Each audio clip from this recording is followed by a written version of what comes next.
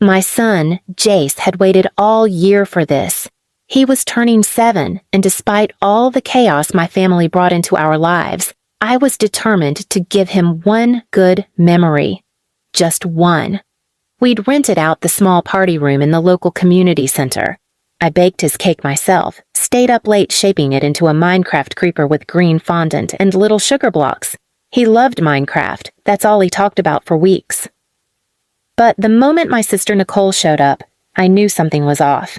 Please subscribe to our channel and tell us in comments from where are you watching this video. She sauntered in late, oversized designer sunglasses on indoors, holding a box from some exclusive bakery she claimed cost more than my entire party budget. I brought a real cake, she smirked, placing her box on the table next to mine. Didn't want Jace to eat that sad thing you made? Mom and Dad laughed. Of course they did. Well, Nicole's always been the creative one, Mom said with her glass of cheap white wine. Yours looks homemade. Bless your heart. I should have stopped it there. I should have said no. But Jace was too excited. He thought Aunt Nicole was being nice. He ran over when she opened the box. At first glance, it looked like a cake, covered in blue frosting, plastic candles sticking out. But when Nicole sliced it and handed him a piece, I caught a whiff. It hit me like a truck. Dog food. Literal canned dog food, mashed into a layer between frosting and dry chocolate sponge. Jace took a bite. The room erupted in laughter. Not from friends. No, they looked horrified. It was my parents, my sister, her 2 smug friends who followed her like puppies. And worst of all, my father had his phone out. He was filming. Jace spat it out and started crying. His little face crumpled in confusion and shame. It's just a joke, Nicole laughed, waving her hand. God, he's so sensitive. Kids need to toughen up, Dad added. That's life. You always baby him, Mom scolded me. He'll grow up soft if you don't stop. I carried my son out of the room. He clung to me, sobbing, frosting smeared on his chin and shirt. I didn't even get a chance to sing him happy birthday. And no one followed us out, not a single family member. They stayed. They ate Nicole's cake. They continued the party like Jace was just some disposable guest. Later that night, while he slept curled up on my chest, I stared at the ceiling, my jaw clenched so tight it hurt. They humiliated my child. And they laughed. I didn't want revenge, not at first. I wanted peace, a clean break. But then, I found something. A folder my sister accidentally left in my glove compartment 2 weeks earlier when I gave her a ride to the spa. It was a signed contract. Nicole had taken a $60,000 business loan using someone else's identity. Mine. She thought I'd never find it, that I'd be too busy playing the single struggling mom to ever fight back. That's when the shift happened. They called me weak, a joke, a failure. So I decided to become the punchline they'd never forget. But not loud, not fast, silent, cold, and permanent.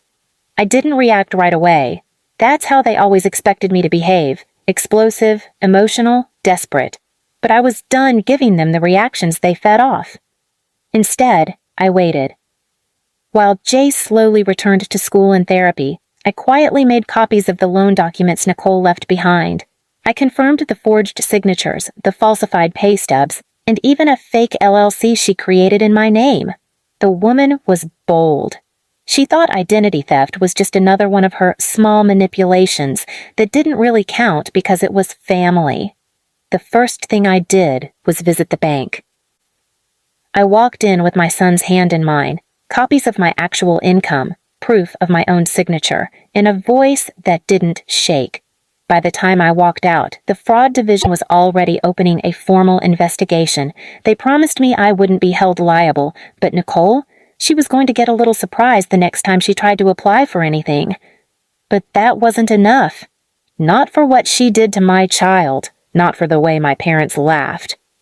So I started making some calls, quiet ones, to people she wouldn't know I still had contact with. Her old roommate, a graphic designer who Nicole stiffed on payment, a bakery owner she cursed out online for getting an order wrong, her ex, Liam, the one she had convinced the family was abusive, but in reality, she just drained his savings and left him during chemo. One by one, I pieced together what I needed. And then came the perfect opportunity. Nicole's fiancé, Eric, was planning a lavish engagement brunch to impress his family. His parents were very old money, the kind who wore cufflinks and called everyone dear through clenched teeth. Nicole had spent months crafting a persona around them, a poised professional entrepreneur with a thriving consultancy and spotless family ties. So I sent her an anonymous RSVP gift box. Inside, a framed photo. It was a screen capture from the party, my son crying, frosting on his shirt, and Nicole's face mid-laugh with a forkful of dog food cake. No note. Just the picture. She panicked. I know because she called me 4 times in 1 hour. I didn't pick up. She messaged me, "You're sick! How dare you ruin my life?" But I wasn't done. Because Eric's parents, I'd already met them, a week prior at a charity auction. Small world. I introduced myself as Nicole's sister, told them I couldn't wait to welcome them to the family. Then I casually slipped them a flyer. It looked like a menu. But it was a list of every business Nicole had scammed, a printed version of a Better Business Bureau complaint, and just for flair, an image of the loan paperwork she forged in my name. That brunch? It was canceled. And Nicole? Well, she didn't know that until she showed up in a $900 dress with no one to greet her. She called Mom in hysterics. Guess who my mom blamed? Me. You ruined her future. She had a chance with a real family. I let her scream. I let her call me every name under the sun. Then I said one sentence. You laughed when my son cried. Silence. And then I hung up. But it still wasn't enough. Because Jace still had nightmares. He'd stopped trusting birthday parties. So I did one more thing. I found the one bakery in town Nicole hated, because the owner, an older woman named Miss Helen, once refused to remake a cake for free after Nicole changed her mind. Nicole posted a review calling the place filthy. I showed Helen the clip of Jace's ruined birthday. She didn't say much, but her eyes filled with tears. The next weekend, we threw Jace a secret party. Just me, him, and people who loved him. Miss Helen closed her shop for the day, decorated it with Minecraft colors, and baked the most magical cake I'd ever seen. And the best part? Jace smiled. A real full smile. No dog food, no humiliation, no family members turning him into a joke. Just love. But revenge has a funny way of wrapping itself in silence. Nicole never went to jail, but the fraud caught up. The bank froze her accounts. Her fiancé broke off the engagement and left town. Her reputation? Gone. And my parents? They begged me to reconsider when Nicole moved back in with them. I said nothing. Not because I forgave them, but because silence, after all that noise, was the loudest punishment I could give.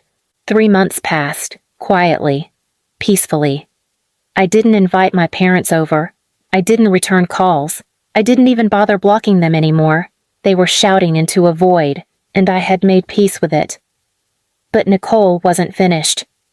When I thought she'd lost everything, she found one more pathetic card to play. She tried to sue me. Not for defamation. No. For emotional sabotage, claiming I ruined her relationship and caused her mental distress. She showed up at my door with a letter and her fake crying face.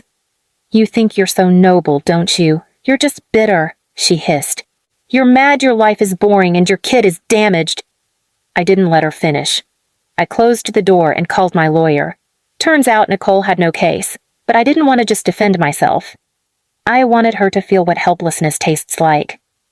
So I filed a formal complaint to the state fraud office with all the bank documents. Then I forwarded it to Eric's family's law firm. They had quietly begun pursuing her for misrepresenting herself in a prenup. And then, for the cherry on top, I reached out to the school board where Nicole had recently applied to be a guidance counselor. Yes, the same woman who thought it was funny to feed a crying child dog food. I emailed the clip, just the sound, no video. The words were clear enough. Oh, come on, it's just a joke. He'll get over it. My mom's voice, "Film it, this is gold."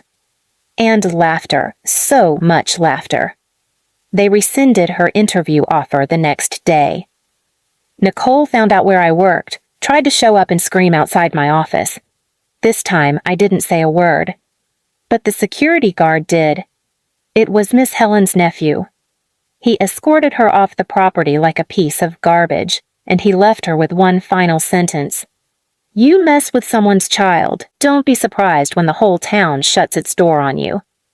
After that, Nicole left the city. Rumor was she moved in with a distant cousin 2 towns over.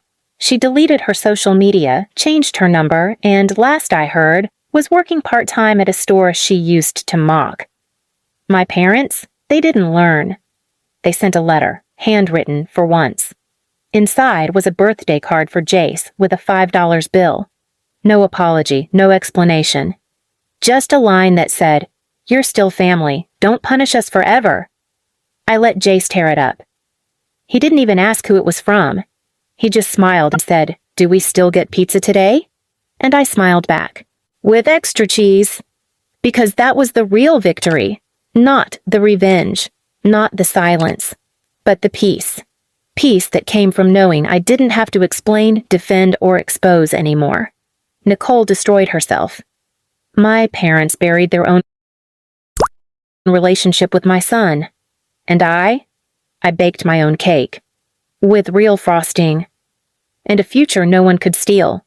Please subscribe to our channel and tell us in comments from where are you watching this